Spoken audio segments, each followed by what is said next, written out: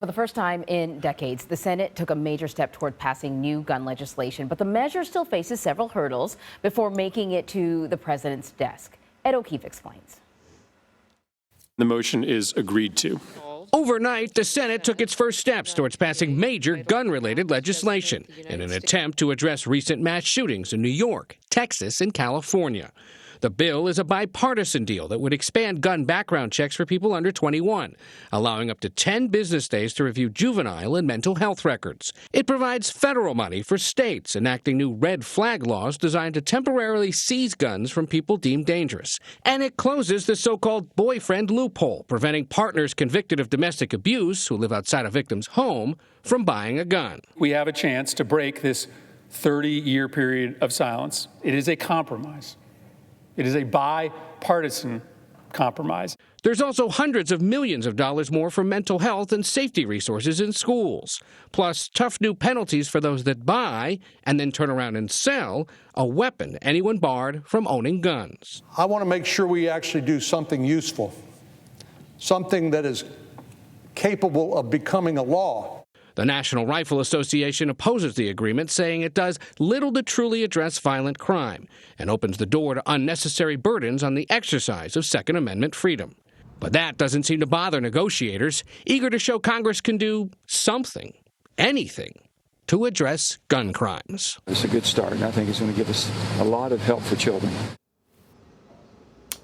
Here at the White House, aides say President Biden is supportive of this deal. We may hear him say more about it later today. Senate leaders anticipate the legislation will be passed by them by the end of this week. And then over in the House, Speaker Pelosi says she's hoping to hold a vote on it as soon as possible.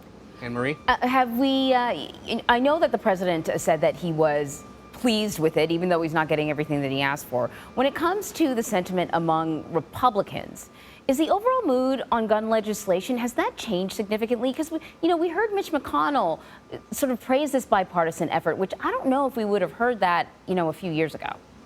Let's remember something. This isn't just gun legislation. This is gun-related and mental health legislation. If you're somebody who supports expanding universal background checks, banning assault weapons, enacting federal red flag laws, this is not your bill. If you're somebody who wants tougher school security, much more money poured into mental health in order to address the concerns that a lot of these shooters have mental health issues, this is kind of your bill. If you're somebody who's concerned about the boyfriend loophole, or the idea that somebody who might be convicted of abusing a woman but doesn't live with her because he's not the boyfriend, he's not the husband, maybe he's an ex-boyfriend, he now could potentially have his gun rights revoked at least for 5 years. That's in this bill. There is expansion of background checks for people between the ages of 18 and 21. So there's modest changes, plus hundreds of millions of dollars now to address mental health and school safety concerns. And that's most of the stuff that Republicans like to see. They understand expand background checks for younger users because we've seen so many shootings in recent years committed by people between the ages of 18 and 21. They can appreciate that putting up more federal money for states that decide to do red flag laws is okay. So it's not done at the federal level, but it maintains states' rights and lets them decide.